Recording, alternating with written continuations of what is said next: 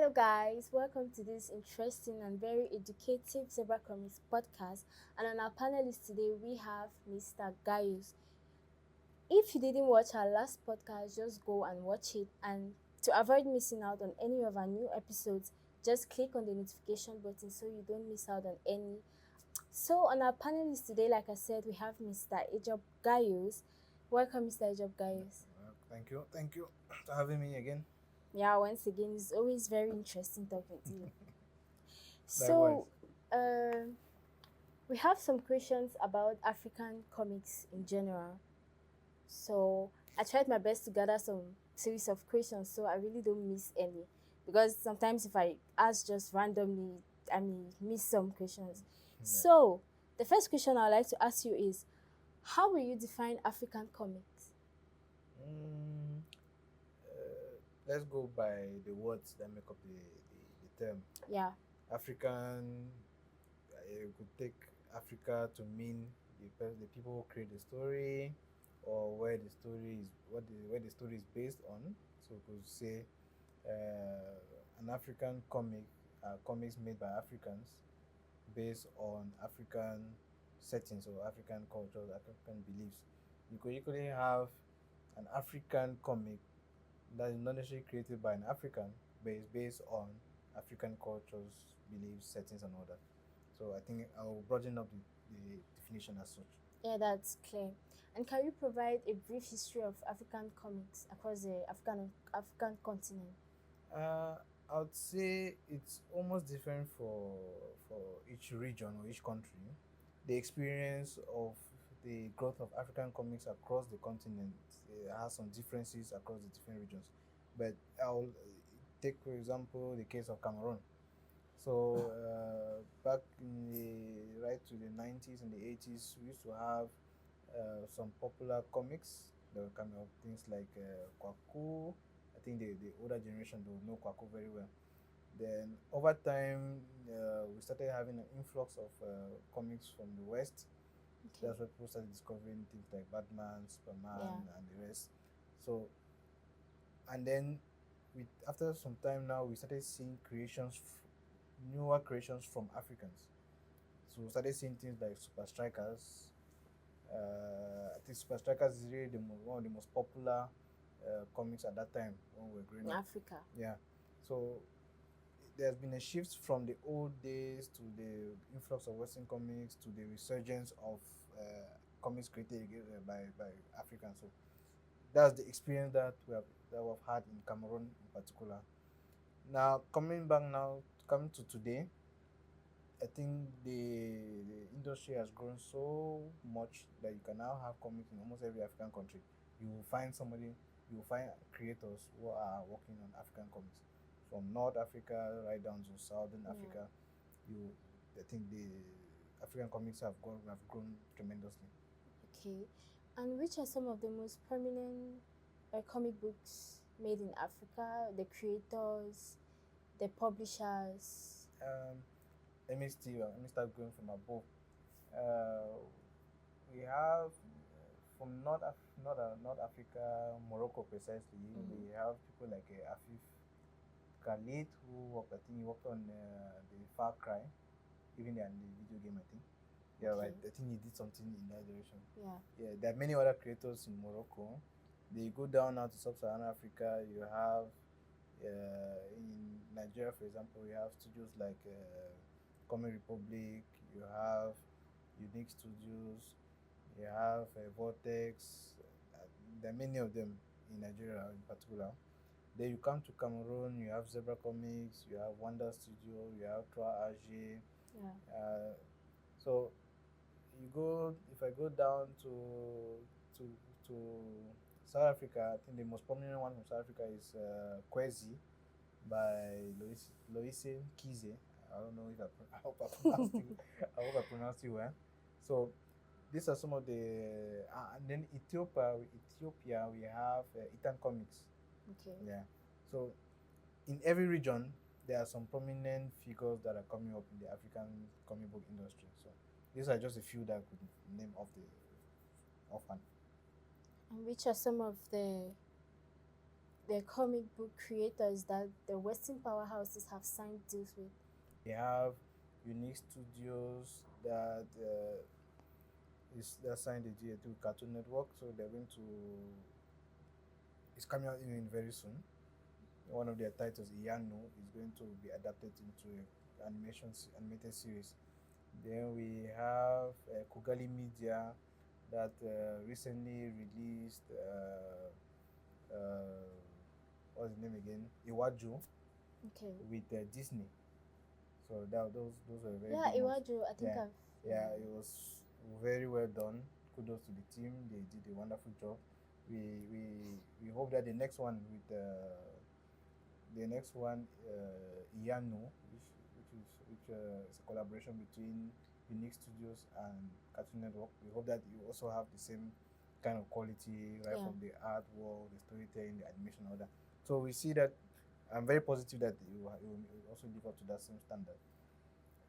We have Zebra Comics too, that Yeah. we recently got a partnership with This. DC Comics to contribute to the Joker the World anthology.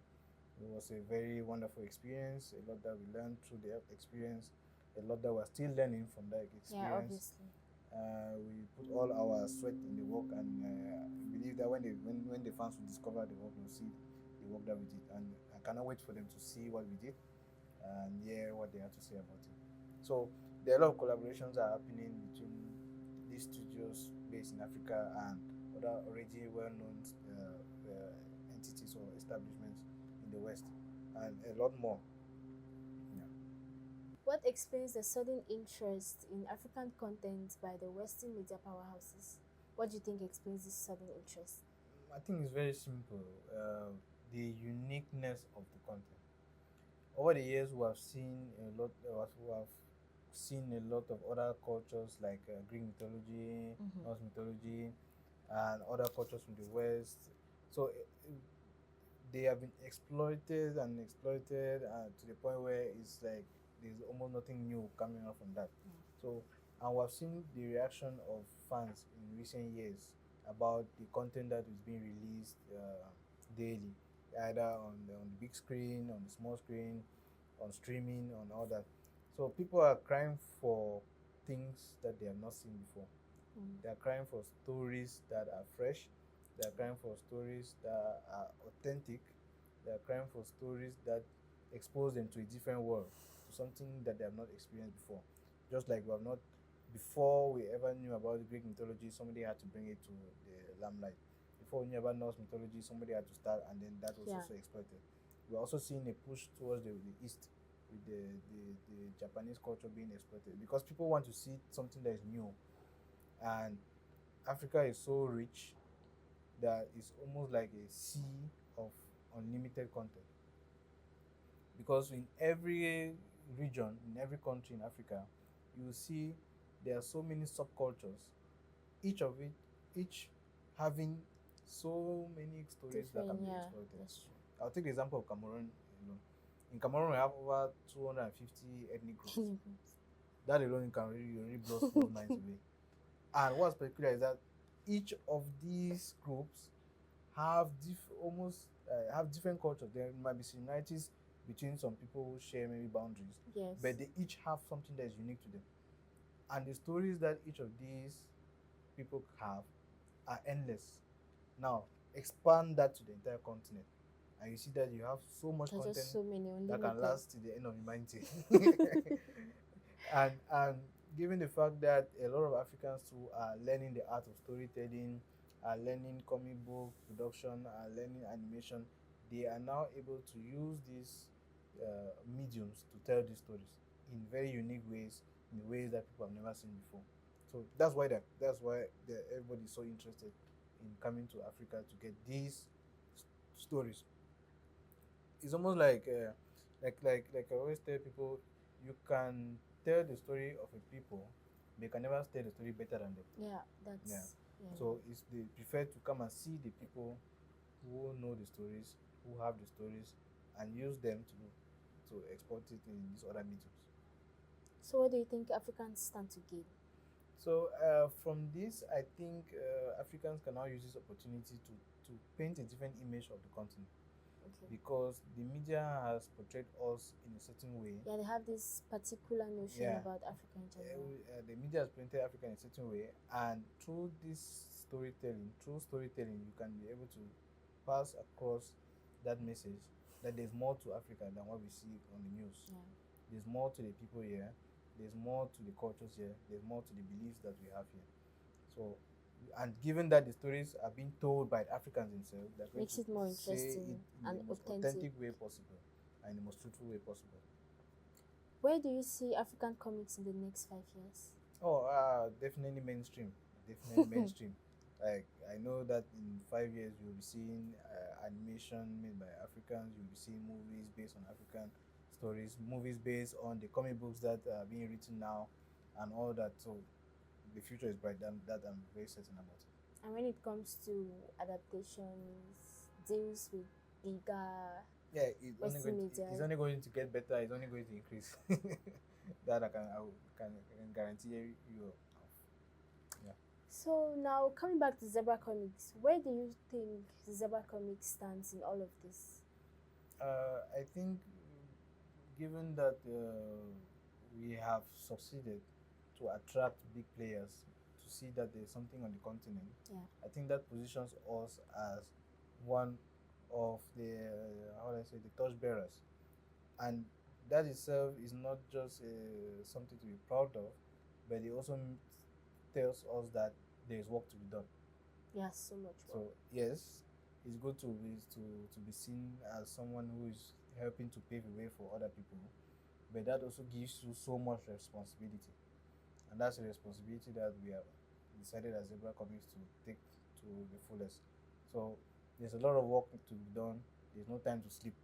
So we're going to make sure that we put on in the hours to make sure that whatever we're putting out there to the world is the best quality out there, or it meets up to the standard that is known in the industries already.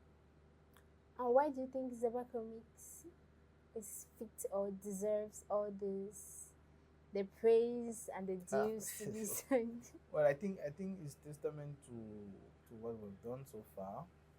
It's true that sometimes you might not realize that you have done a lot until someone tells acknowledges your work. So I think getting partnerships and solicitations from other bodies and entities like this is a testament to the work that we've done so far, and it tells us that they were doing something right and that we should keep doing it. And is there any difficult part, like in convincing these Western powerhouses that they need to exploit Africa? I think the work should speak for itself. I think the work should speak for itself. Like they said, actions speak louder than words. So, when they see the work that we're doing, that alone should tell them that there's something that's happening here, and we can be part of it too. And it's So I think, really, it's really a great work. I mean, especially that Joker, just a poster is just it's yeah, just very yeah. beautiful. What's your final word for comic book creators in Africa? Well, what I'll just say is that keep doing what you're doing. The work that you're doing is being seen around the world. People are turning towards Africa to exploit the stories that we have, and we have a lot of them.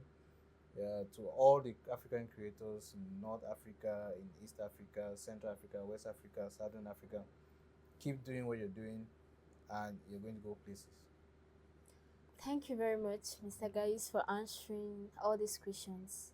You really clarified most of our doubts, and I think you've encouraged more people to walk through this path, because most people find it difficult because they don't have somebody to convince them that okay, if you keep trying, we haven't said you should abandon what you do, but Yeah. I mean, if you keep trying, if you maybe focus on this, given that it's what you like, there is obviously something that might come out from it.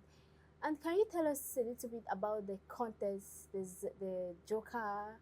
Oh I've yeah, been seeing. yeah. We recently launched the Joker Challenge, so it entails anybody out there could create their own version of the The Joker, Joker. the African Joker, create a poster or something, or the character design or so, whatever, and you post it on your social media pages and you tag Zebra Comics on it.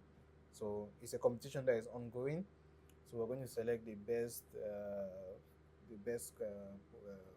Joker posters that the different creators are going to I do, can't wait to see. and then we have some very wonderful prizes for them. Okay. So want to see the creativity flow. So get into your inner Joker and show us what you can do. Thank you very So much. don't forget to tag us so that we can see what you've done. Yes, guys. Tag Don't us forget to on, tag us because if you draw and you don't tag Zebra Comics, it doesn't make any sense. So thank you very much, Mr. Gaius, for joining us on this episode of Zebra Comics anytime, podcast, anytime. and we wish to have you more often. So, guys, we're going to end here for today. Hope you've heard more about African comics and what you stand to gain, the deals, and in fact, African comics in general, how interesting it's going to be in the years to come. So don't forget to download the Zebra Comics app. As always, I always have to remind you that pre-order for the Joker. And if you're an artist, like Gayu said, the contest is up. Do your own, draw your own Joker. I mean, I know there are very talented artists out Yeah, there. we've been seeing wonderful things. Wow. Yeah. And please, when you draw, when you post on any of the social media platforms, don't forget to tag Zebra Comics. That's the most important part. If not, they are not going to see the beautiful arts that you've created. Thank you very much and see you next time. Be cool.